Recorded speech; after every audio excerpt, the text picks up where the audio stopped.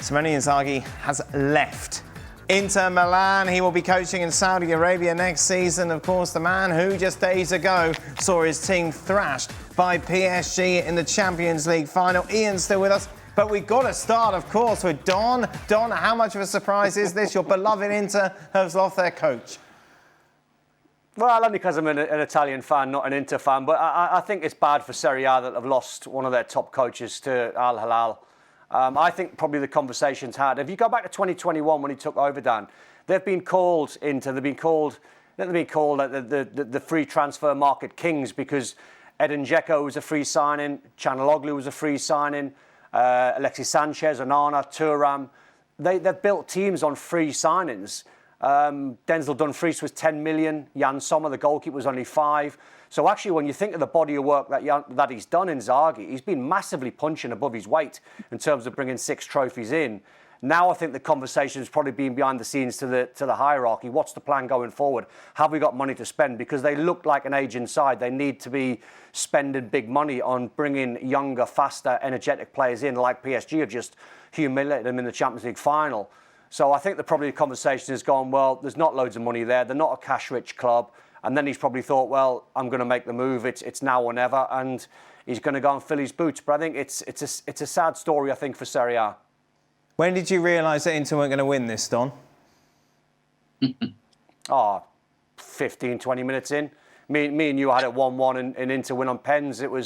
In the end, it was a mismatch. I think I was probably looking on the team shape of Inter and 3 at the back and 5 and being pragmatic, and the boys in midfield would be dogged. But PSG were just too classy.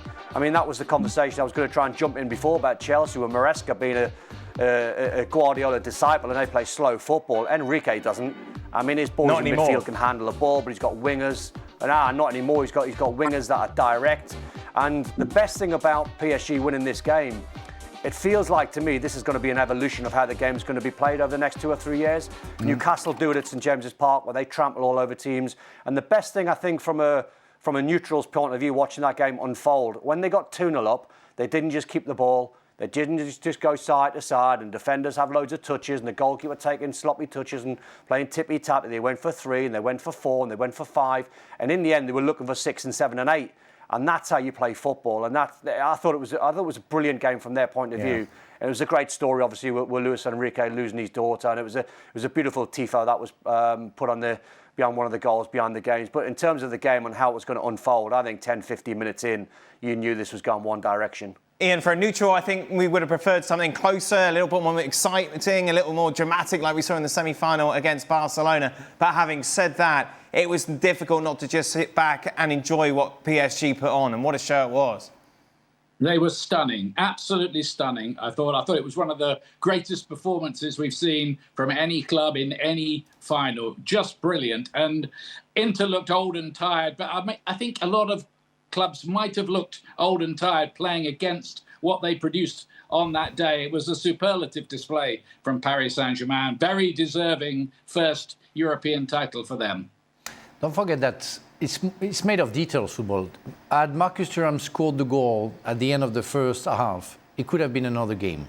But yeah, the confidence grew up a lot for Paris Saint-Germain, but maybe because Thuram didn't score that goal. Well, he's not guilty for that, but he would have trying to take this away. No, because I think it's not as simple. Yeah, it's perfect after the game. You can say it's perfect, but you can go into the games and check when it would have been. Had chances, it could have been more goals. Not before. No, there are 2 clear chances before when they scored the goal, but Thuram had 1 chance to score.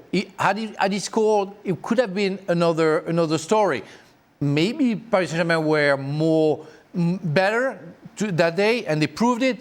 But you know how fragile a game can be. So I don't want to forget that. All right, OK, thank you for that reminder. Of course, that game has led us to discuss who should win the Ballon d'Or. Oh, no. Dembélé is favourites at 11-4 on. It's a 2-horse race, really, between him and Lamine Yamal. This is what Lamine Yamal had to say about who should receive it when he was asked about it this week. Who do you vote for the best player this season, or whoever wins the game on Thursday? For me, it's the best player. Now, he's talking about Spain, by the way, who are in action against France. For me, it's the best player across the whole year, but everyone sees it their own way. I'm confident we'll win on Thursday, but whether we win or not, I would vote for the best player over the whole year. If on Thursday it doesn't go as me or Dembele won, then who do you vote for? Someone playing on Sunday from the final? For me, it's based on the whole year. But if people want to put it all on Thursday, then let's play. Here we go. Of course, it is Spain against France, which makes it quite interesting. What I thought, there's other quotes from Lamine Yamal, which I thought were quite interesting as well, Ian. It was all about, well, look, if I win the Champions League and if I win the World Cup next year, then obviously I'm going to be in the conversation for the Ballon d'Or. But as a team, that's what I want to do. And I think that's something different, maybe the narrative that we've seen from him than, say, Vinicius Jr. over the last 12 months. Yeah, absolutely. I mean, it always seems to be a controversy. It certainly was last year, wasn't it, with Rodri and Vinicius? But Lamine Yamal is going to win the Ballon d'Or more than once, I think, in his career. I mean, he's a player that gets you out of your seat. He's a phenomenon. He probably gets you out of your seat more than any other player currently playing. But